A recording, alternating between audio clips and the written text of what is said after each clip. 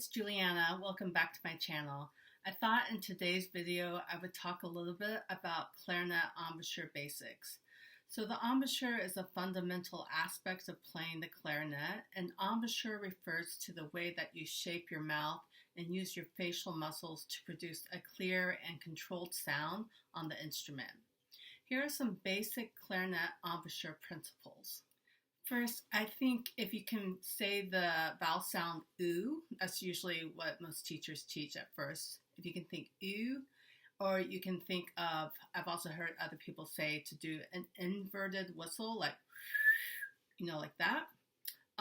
This will typically create the framework for a correct clarinet embouchure. So let's break this concept down into smaller, concrete steps.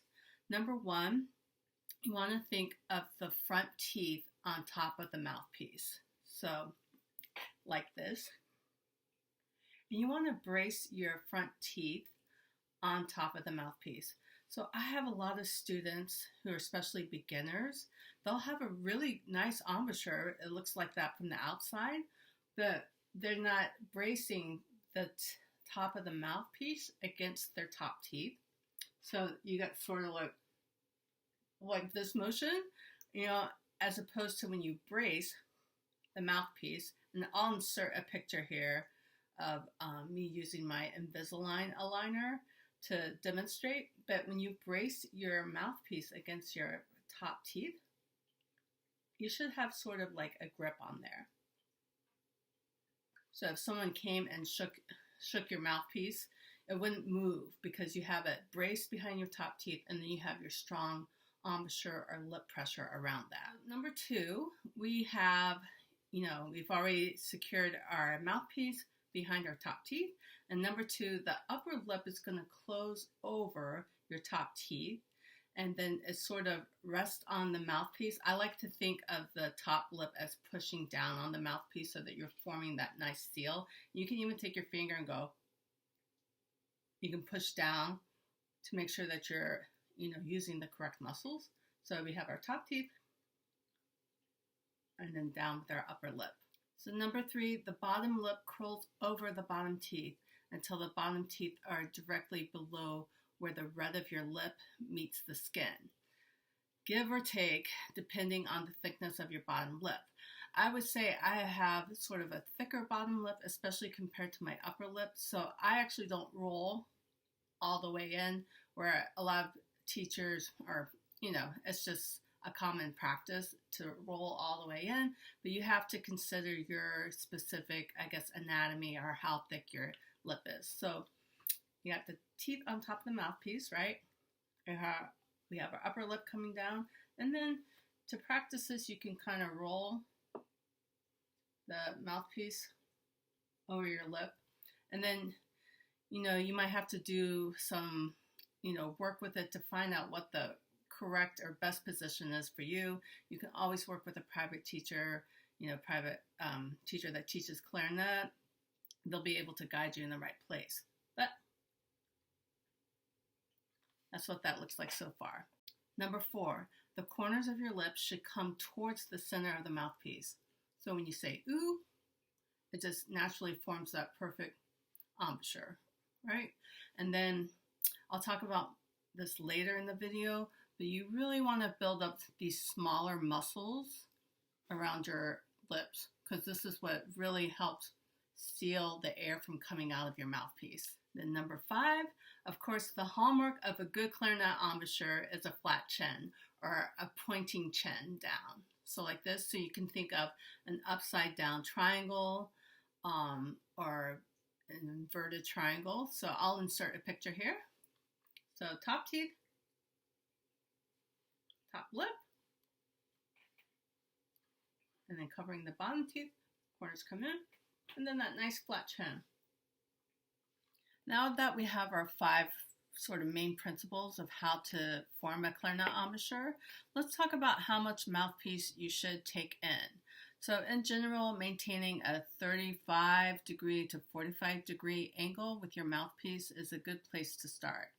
You might need to experiment with the angle depending on how your teeth or your bite are formed. I know I started out with sort of my bite was in, and then over years of playing, my top teeth have pushed out. So I would have to bring the angle closer into my body as opposed to at a 45-degree angle. So you might find it easier to play higher notes by taking slightly more mouthpiece in. I know that's like sort of a little trick that, you know, you can find it on YouTube or whatever, like, oh, take more mouthpiece in. I would just say, make sure that you're keeping it consistent, because when you're moving your mouthpiece in and out, depending on what register you are on the clarinet, it's gonna sort of mess with your tone and just your embouchure and tongue position and stuff. So just take these things into consideration. Here's an old Invisalign aligner of mine, and I'm just going to show how the mouthpiece is braced behind the top teeth. So here you can see on my mouthpiece I have these little indentations just from practicing over time that I've worn it into the mouthpiece patch here. So my perfect angle is about right here. And you can see how the tip of the mouthpiece is kind of at this angle. So it's not down here and it's not all the way up here, but kind of like right here. And it's going to depend on each person, you know, what your teeth are like for this angle. But this you can get a better perspective. You see how the mouthpiece is braced behind the top teeth. So it's not pushing out against, but it's braced there securely. Again, your individual anatomy, like how thick your lips are, or you know how your oral cavity is shaped, and your embouchure might require some adjustments. Some players may need to take more or less mouthpiece into their mouths to achieve the best tone or control over their embouchure. So experiment and listen to the sound that you produce. Pay attention to the quality of the tone and the ease of playing. If you find that you are experiencing issues with tone production or control, you may need to adjust the amount of mouthpiece accordingly. Next, let's talk about lip pressure versus jaw pressure. So lip pressure strength is very important.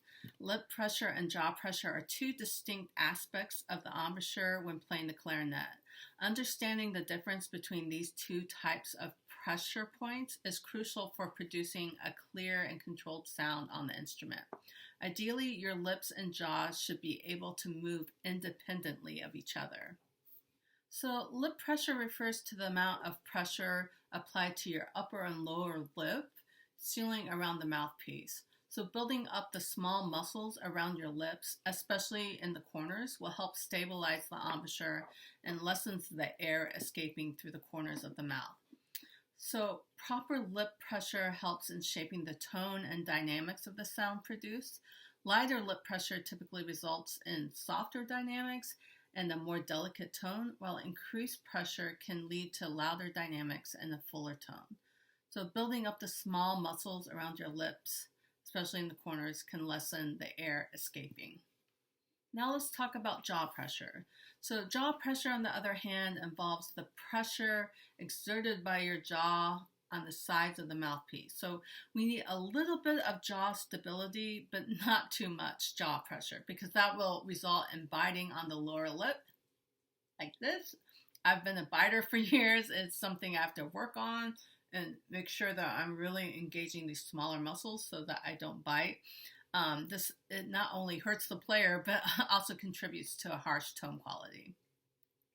So the jaw should never exert excessive pressure on the mouthpiece, as doing so can lead to unintentional change in pitch, especially, and can sound like a pinched sound. Excessive jaw pressure can also result in poor tone quality. Focusing on building strength in the smaller muscles around your lips is the best way to minimize relying on the jaw to form a clarinet embouchure. I'll leave a link in the description box of this really excellent video. I think it was posted by clarinetmastery.com. It's with Michelle Anderson and Dr. Kornel Wolak, and it's about embouchure drills. So things you can do to strengthen the muscles around here so that you're not using your jaw so much to create a clarinet embouchure. I know I suffer from TMJ because I just for years was playing or depending too much on my jaw as opposed to my embouchure. And also remember that the famous clarinetist Ralph McLean from the Philadelphia Orchestra, he said, "I attribute the beauty of my tone to the strength of my lips." So if that's not a ringing endorsement for playing a correct embouchure and really building up these smaller lips, I don't know what else is. In summary, the difference between lip pressure and jaw pressure lies in where the pressure is applied. Lip pressure affects the reed directly and plays a role in controlling the tone and dynamics. Jaw pressure, if excessive, can interfere with proper embouchure, and it results in pitch and tone issues. So here's some tools that you might want to use when trying to find the perfect embouchure for yourself. So number one is mouthpiece patches. I use a 0.3 millimeter mouthpiece patch on my mouthpiece. I find that the 0.5 millimeter is too thick for me in my setup, but I think it's worth trying both thicknesses to see what you prefer. I'll leave some links, of course, below where you can purchase those. And then also lower tooth cushions. So to help minimize the lower jaw pressure and like if you have jagged teeth from the pressing into your lower lip, you can use floral tape, denture cushions. I was a huge fan of the Ezo denture cushions, but they stopped producing them, and I don't know. I know myself and a lot of other clarinetists were mad when that happened. Or you can use medical grade paraffin to mold over your lower teeth to help cushion the impact. Also, again, I highly recommend this book, Embouchure-Building for Clarinetists by Larry Guy. It is just such an in-depth book on how to fix all of your issues that are going on here. A well-balanced embouchure involves finding the right amount of lip pressure to create a clear, resonant sound while keeping jaw pressure to a minimum. Achieving this balance requires practice and often the guidance of a clarinet teacher who can help provide feedback and help you refine your embouchure technique. As always, I'll leave links to helpful resources in the description box, as well as a link to an embouchure guide I made on my website. It's free to you to download, and I hope you enjoyed this video. If you did, give me a like and a subscribe. That would be awesome, and I hope you have a great week. Bye.